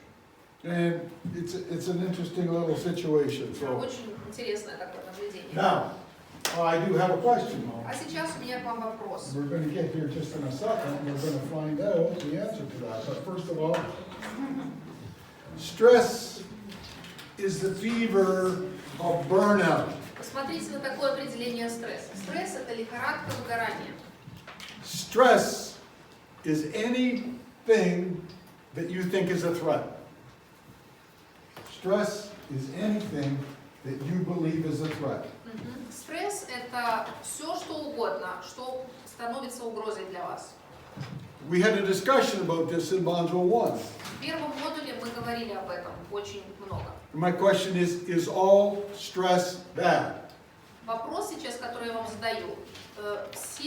Весь ли стресс губителен для человека? You're in Module 1, so you know no. Да. Вы If you're- были на модуле первом, да, но вы знаете ответ на этот вопрос. Да? If you're going to get married, it could be stressful. Если вы готовитесь к вступлению в брак, вы переживете стресс, но он не будет губительным. You got to cook a big dinner for Christmas holidays. Или It вы could be stressful. готовитесь приготовить шикарный обед к Рождеству или к Новому году, для вас тоже это будет стрессовым мероприятие, но будет очень положительным. You get a new job, it could be stressful. Вы получаете предложение на хорошую работу. Это стрессовое But that stress состояние. doesn't но оно last. не It губительное. starts, it comes back. Да? То есть стресс это всплеск эмоций, всплеск какой-то, но потом все приходит вам. So some stress Поэтому некоторый стресс is actually good for you. достаточно даже полезен человеку, It keeps you sharp. потому что он помогает нам оставаться на волне. The problem is when it doesn't go away. Проблема, что происходит с нами, когда он уходит, And it stays there, and it stays или there, and it когда он stays не there. уходит, да? Вы Then it becomes a живете problem. в состоянии стресса постоянно. Тогда вот уже начинаются проблемы. So what we want to do is find out how stressed you are. Поэтому сейчас мы хотим помочь вам определить уровень вашего стресса. How stressed. Насколько вы сейчас So переживаете you have стресс. a stress assignment here on pages 10 to 14. Учебниках 10 to 13. с 10 страницы Now, when you look at this assessment, такой тест на определение уровня стресса. is that the right page number? Yeah. 10. Now, when you go to fill this out, Когда вы будете работать над этим тестом, two things. One, this can обратите внимание на два правила. only events that have happened in the last year. Вы должны здесь отметить только те события, которые произошли с вами в течение года. And the second thing is, if you've had something that's happened more than once, И второе правило. Если какое-то из этих событий произошло больше, чем единожды за этот год, like if you got married 3 times this year, скажем, если вы за год 3 раза успели выйти замуж, you have to put the score down 3 times. вы должны вот то количество баллов умножить на 3. Yeah, well, whatever. Окей? So if it repeats, you have to add it twice. Да, то есть если это было неоднократно с вами, вы должны это умножить на количество раз, сколько это с вами произошло. So when you get done, just be honest about it. Очень честно отнеситесь к этому This is тесту, for your information. потому что это лично ваша информация. And the scores that you get will tell you where you are on a certain scale by И the time we're потом, done. когда мы с вами подведем итог, подсчитаем баллы, вы увидите интересные, And if you're honest, you'll know whether you're at risk or not because of burnout. интересные наблюдения, да, насколько вы находитесь в группе риска или не в группе риска для того, чтобы пережить. So we give you about 10 minutes to finish that, then we'll talk about the scores. Пожалуйста, в течение 10 минут проработайте этот тест. Готовы?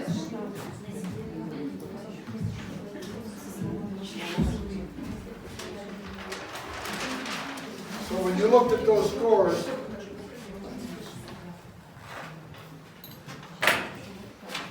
how many people had a score of 300 or more? Поднимите, пожалуйста, руку, кто подсчитал больше, чем 300 баллов. 1, 2. You can put your hand up, it's okay. Поднимайте, 1, поднимайте. 2, 3, 4, 5. How many had scores in here? От 150 до 300. 9,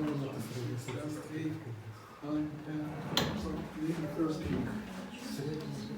Everybody else is down here? Все остальные меньше 150? 4 человека. 4 человека. So, if you take a look at that,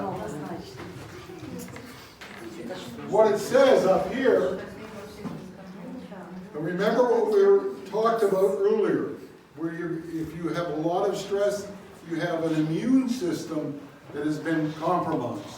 Помните, мы говорили уже, что если очень много стресса в жизни человек переживает, иммунная система дает сбой. So what it says up here, if you don't do something, Это сигнализирует вам о том, что если вы сейчас не предпримете серьезных действий, fairly soon, очень-очень скоро you're at risk of a major health problem. вы можете оказаться или оказались в группе риска с серьезными проблемами со здоровьем. If you're in here, Нет, в ближайшем будущем. you're kind of in the middle. Maybe, maybe not. От 150 до 299. but we'd like to push that down here. Но лучше нам, конечно, стремиться к третьей группе, где меньше 150. Это So it's состояние. important as we start to look at some of those strategies. Да, поэтому, видите, есть над чем работать, и очень важно внимательно отнестись ко всем стратегиям для того, чтобы вернуть себя в нормальное состояние. I think it's important that major health problem can be the flu.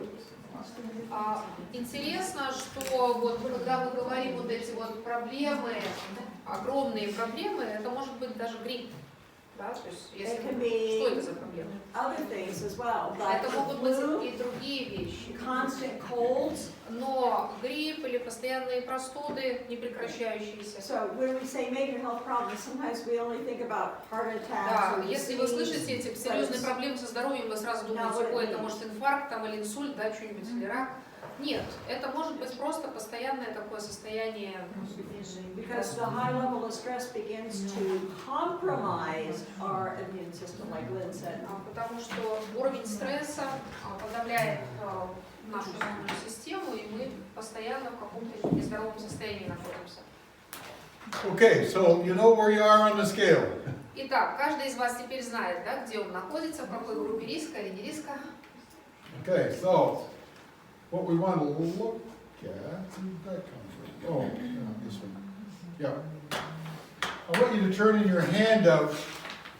We've got here 10 factors that contribute to stress. А сейчас давайте откроем материал, который говорит о 10 факторах. This says page 14 here, but I'm not sure. 14-я страница. 10 факторов, способствующих вторичному травматическому стрессу. So again, as we're looking at what is it that's contributing to our stress, we want to take a look at these 10 potential factors. Вот сейчас мы с вами будем смотреть эти 10 факторов и, читая их, слушая их, задумывайтесь, применимо ли это к вам, переживаете ли вы то, что здесь написано. The first one we've already talked about Во-первых, мы right с away, вами уже говорили, эмпатия. and that's empathy. The more you get involved, Чем больше вы вовлекаетесь, the more you attempt to see the situation from the child's point of view, чем больше вы стараетесь увидеть ситуацию глазами ребенка, the greater risk you're at.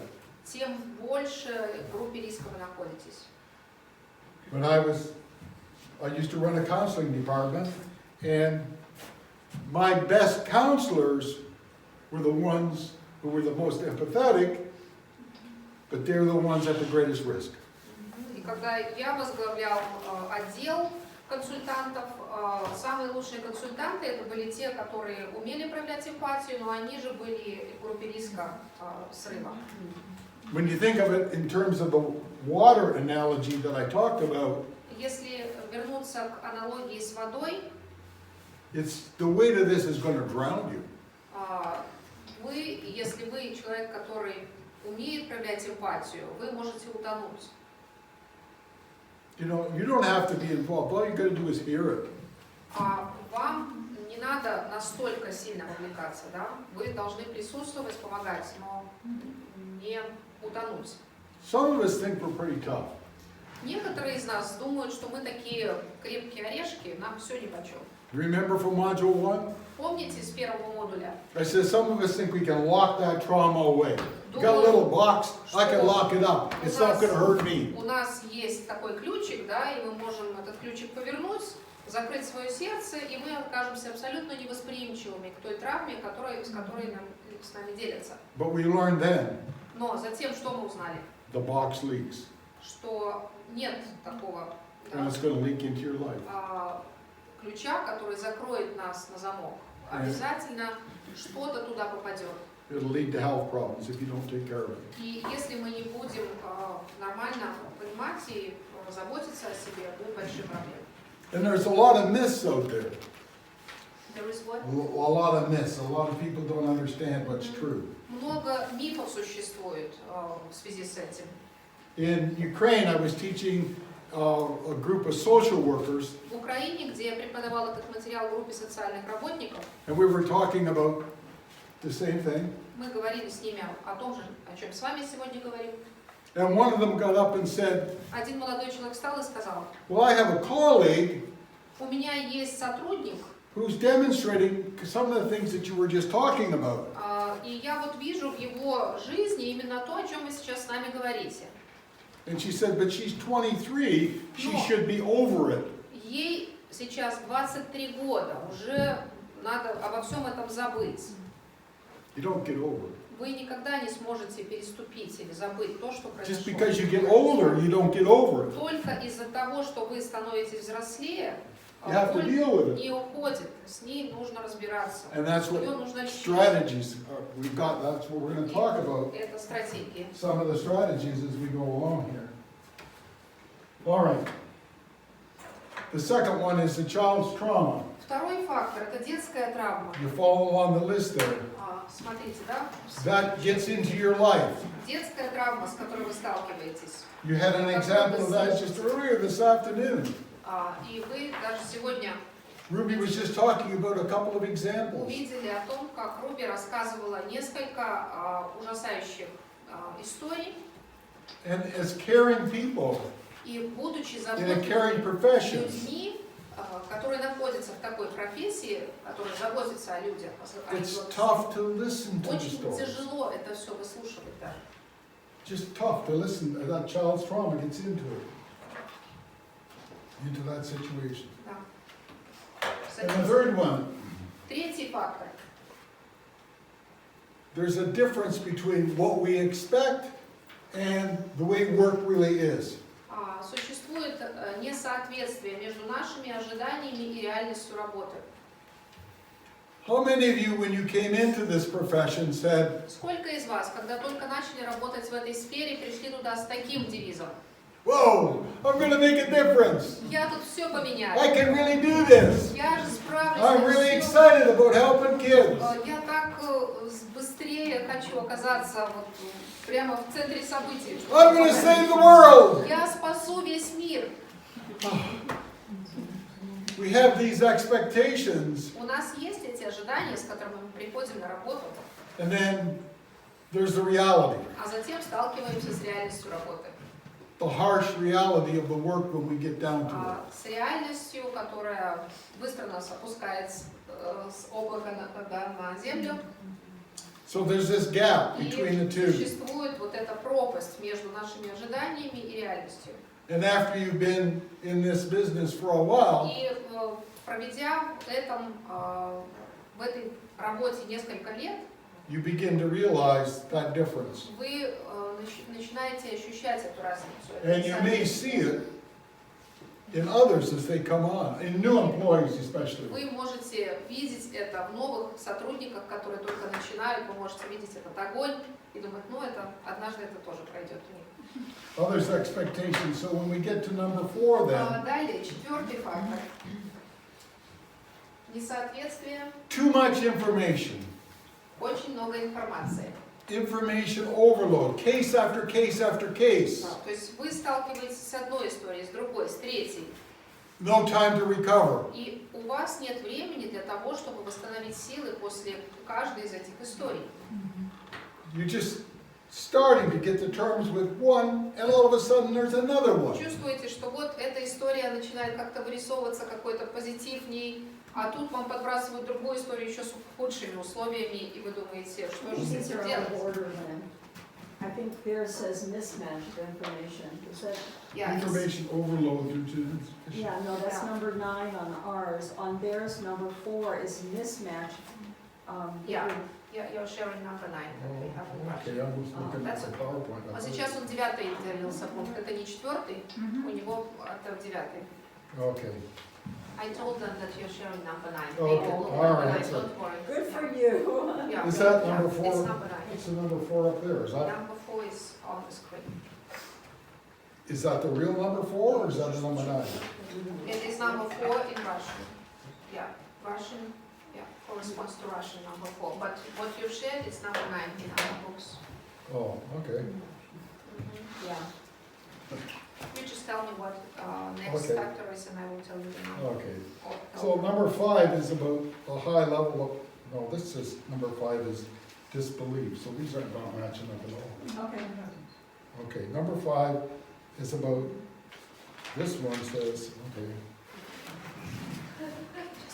I will translate. Okay, all right, so number 5 here is disbelief and is this one that you've got here for number 5, disbelief? Number 5, yeah. Okay. People don't believe you. Травмы недоверия. Okay, you know, it's like, 5 пункт. and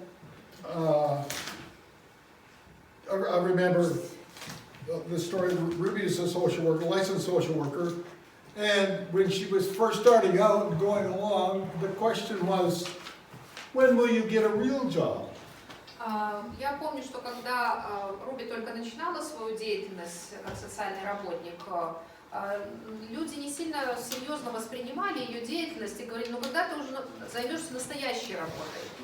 The public doesn't have any idea of what you do. В то время наше окружение, наше общество не совсем понимало вообще нашу роль. They don't believe it. Они не верили в They то, don't что understand it. мы можем что-то доброе сделать. What can be so hard about working with kids? Это же так трудно работать с детьми, что вы тут делаете? There's a disconnect. То есть есть какое-то несоответствие, да, There's a disbelief in the public. неприятие со стороны нашего общества к нам, к нашей работе. I don't know, we could, okay, they're not even on here. Okay, so we get to the next one. Let's see if we can get these in order now. Беспокоиться, что они не по порядку. They follow well. You got- Okay, all right, so, the other issue is, when we get a child fatality, the public has a tendency to blame us. Если вот 6 пункт посмотрите, да, когда смертельный исход, какой-то страшной истории происходит, кого обвиняют в первую очередь? Нас. When we do a good job, А когда мы хорошо справляемся со своей работой, кого хвалят? we don't hear anything about it. Мы ничего не слышим в свой адрес доброго. But if there's an error, if there's a child death, Если вдруг произошло такое вот несчастное событие со смертью, front page of the newspaper, сразу появится статья в газете с social обвинением. worker didn't do their job. Социальный работник не справился со своими обязанностями, не вовремя подключился. It can be tough. Очень трудно это Okay. дается нам. As we walk down these, the next one, if you live in the same community 7 фактор. where Если вы живете в том же районе, there's been abuse or child and so on, if you live in that, has anyone lived in the same community where you've had to deal with a child case like that? ну, у вас было такое, да, что кто-то из вас жил в том районе или, может быть, в том же доме, где ребенку было причинено такое насилие? Если вы живете там же, вы общаетесь с теми же людьми, где это все происходило? Нет? No. It's another factor. If you live in the same community where you've had to deal with that, had to deal with a child, everything you see in that community is a reminder. То есть все, что вы видите в том окружении, в том районе, это все напоминает вам о той травме, о том несчастном случае. You go out the door to go to the magazine, Вы идете в магазин, it reminds you. и вы You can't get away from it. вспоминаете, вы не можете забыть то, что происходило, потому что это происходило рядом.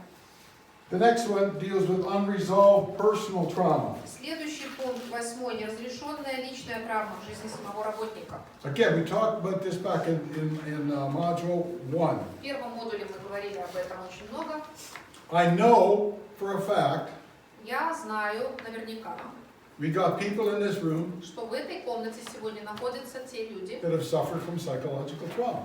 которые страдают от психологических проблем. The statistics are there. Потому что статистика говорит нам об этом. Have you dealt with it?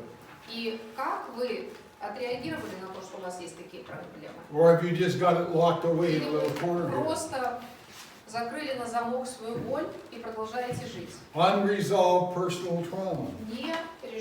Неразрешенная личная травма. I told the story where we were doing Module 1 in Kyrgyzstan. В Киргизстане, когда мы проводили обучение по первому модулю, It's a 3-day training, тогда обучение было из 3 дней у нас, And at the end of day one, В конце первого дня обучения there was one man that didn't return for day 2. мы увидели, что вот один молодой человек был на уроках, а на второй день не вернулся. We contacted him Мы попытались связаться с ним and said, "What? How come you didn't come to day 2 and и day 3?" спросили, а что такое, почему ты не пришел на второй, на третий день? He said, "It was too difficult to talk about it. Он говорит, мне было настолько тяжело слушать всю эту информацию, Too difficult.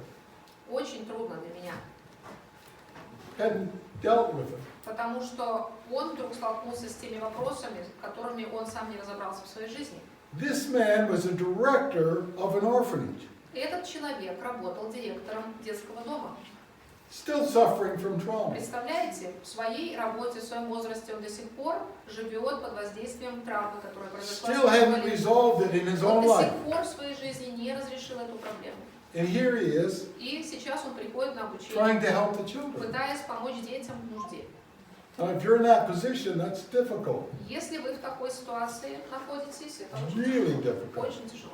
Because we've said all along, you need to be healthy. Потому что мы ставим перед собой задачу So видеть somehow, здоровыми сотрудников, которые работают с людьми. if you've got unresolved trauma, you need to deal with it. Если в вашей жизни есть какие-то неразрешенные проблемы, And травмы, somebody took вы my должны file обратить away, на so I don't know них what's внимание. next. Oh, okay, well, I'm just looking because I think this assessment's from there you go. Assessment? Go ahead. Okay, we had, I think there's 2 more, right? Еще два фактора. Number 9, information overload. There's not enough recovery time. You already talked about Did number that. 9. Okay, Мы уже well, that говорили was с вами number 9. девятый фактор, да? Okay, and then a high level of accountability and public scrutiny, we probably talked about that a little bit too. Высокий уровень ответственности и общественного контроля. 10-й Okay. фактор. So those factors are all contributing factors to the whole issue of dealing with stress and burnout. Что это за факторы мы рассматривали сейчас с вами? Все эти факторы, которые способствуют вторичному травматическому стрессу в вашей жизни. Okay, I want to get to, I think I want to get to, okay, I want to get to the assessment. And this is not page 25. Well, it looks like this. Yeah. Our page numbers are kind of messed up here. I want you to go to an assessment, and it's on, I think, page 21. Should look like this, self-assessment and action plan. So it looks like this one. Самооценка и план действий. Посмотрите, есть такой материал у вас? So it looks like this one.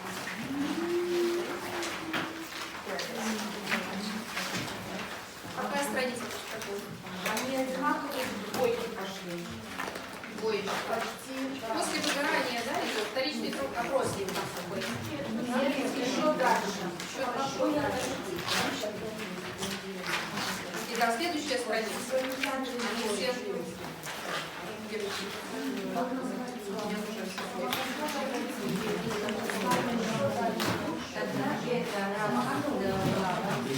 Четыре странички от 10 факторов. 4 странички вперед от факторов. Yeah, it says part A at the top, so. Yeah, it says самоконтроль section и алгоритм действий, да? Okay. Самоконтроль и алгоритм действий. This talks about the factors that we just went over. Здесь, опять-таки, записаны те факторы, которые мы только что с вами рассмотрели. And it's a personal assessment again, for you to go down through there Это уже тест, опять еще один тест для вас, чтобы вы проверили себя and make any notes about how any of those individually might be affecting you. и отметили вот, в пустых квадратиках те пункты, которые относятся к вам. So we're going to give you about 7 minutes to do that, 7 минут вам на это упражнение, and then we're going to give you a few more instructions once you've done that. после этого скажем, что делать дальше. You seem to be having a good discussion here, but as you look through that list and you share it with your colleagues, is there anything anyone will want to share with everybody? Any ahas? Вот, может быть, у вас есть желание поделиться какими-то мыслями в результате вот выполненного упражнения, когда вы могли поделиться друг с другом за своими столиками о этих факторах. Какие ощущения у вас в результате этого упражнения, этого материала? Мы как бы работаем в одной сфере, но все занимаемся немножко разной работой. Но когда заполнили вот этот чек-лист, то получилось, что у нас совпало на 99%, пункты мы отметили одинаковые. То есть это говорит об общей такой...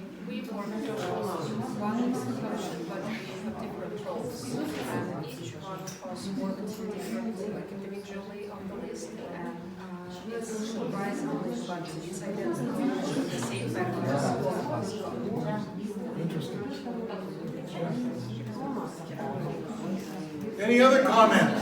Еще какие-нибудь наблюдения? That one was that they work individually, different things, but the factors all kind of overlap. Вот, за первым столиком какие наблюдения, что каждая из девушек работала индивидуально, а потом посмотрели, что определили одни и те же факторы. У нас аналогично, поэтому мы звучно и готовы присоединиться, потому что у нас тоже мы работали отдельно, когда сели обсудили, 80%, пожалуй, да. We also have the same factors that we see that contribute to stress in our Okay. environment. Okay. All right, we're done. We're just wrapping up for today. Thank you for your На attention. сегодняшний день это будет все. Спасибо за ваше внимание. And don't go away sad. Не покидайте эту аудиторию в печальном настроении. Come back tomorrow, Приходите because tomorrow we're going to talk about different strategies. потому что завтра мы будем говорить уже о стратегии. Today we talked a lot about the problems. Сегодня мы очень много о проблемах говорили. Tomorrow we want to talk a lot about the А solutions. завтра будем говорить о разрешении этих проблем. So, have a good rest. Спасибо.